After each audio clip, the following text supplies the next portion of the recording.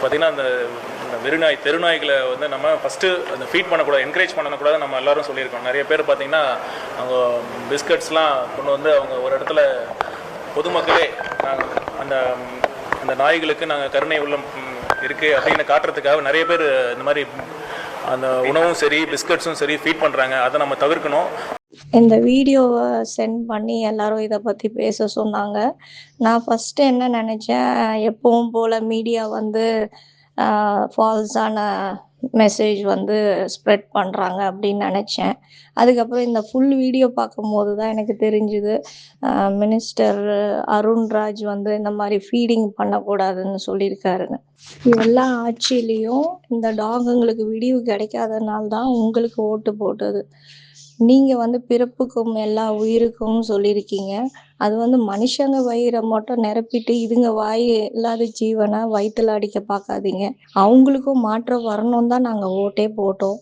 நீங்கள் வந்து விஜய் சாருக்கு தெரிஞ்சு பேசுகிறீங்களா என்னன்னு எனக்கு தெரியல. இதுக்காக நாங்கள் டே அண்ட் நைட் போராடிக்கிட்டு இருக்கோம், அதுங்களுக்கு ஒரு விடிவு வரும்னு. ஆனால் நீங்கள் சாப்பாடு போடக்கூடாதுன்னு சொல்லி ஒரு வார்த்தையில் முடிச்சிட்டிங்க. நாங்கள் எல்லா ஸ்கூல் காலேஜு கார்ப்பரேட் போய் அவேர்னஸ் க்ரியேட் பண்ணிகிட்டு இருக்கோம். எங்கள் வேலையெல்லாம் விட்டுட்டு ஃப்ரீயாக அவேர்னஸ் க்ரியேட் பண்ணி இன்றைக்கி அவங்க கம்யூனிட்டி டாக்ஸை அவங்க அடாப்ட் பண்ணுற மாதிரி மாற்றம் கொண்டு வந்துட்டுருக்கேன். ஆனால் நீங்கள் இவ்வளோ கவர்மெண்ட்டே உங்கள் கையில் இருக்கும் போது ஒரே வார்த்தையில் சொல்லிட்டு விட்டுடுறீங்க. இதுக்கு சொல்யூஷன் பர்த் கண்ட்ரோல் தான் சார். அவங்கள ஃபீட் பண்ணாதான் அவங்க அக்ரெசிவ் ஆக மாட்டாங்க, எல்லாருக்கிட்டையும் ஹியூமன் ஃப்ரெண்ட்லியாக இருப்பாங்க.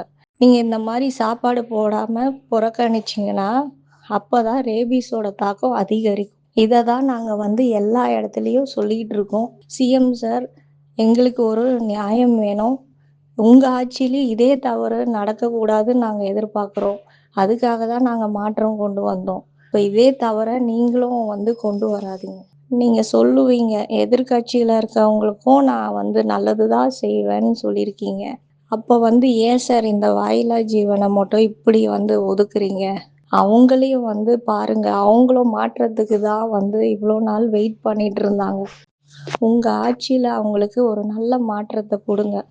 இந்த மாதிரி வந்து தப்பான செய்தியை தயவு செஞ்சு பரப்பாதீங்க. உங்களோட கருத்தை வந்து மக்கள்கிட்ட திணிக்காதீங்க. நம்மை நம்பி இருக்கும் இந்த வாயிலா ஜீவனுக்கு குரல் கொடுப்போம், என்றும் போராடுவோம்.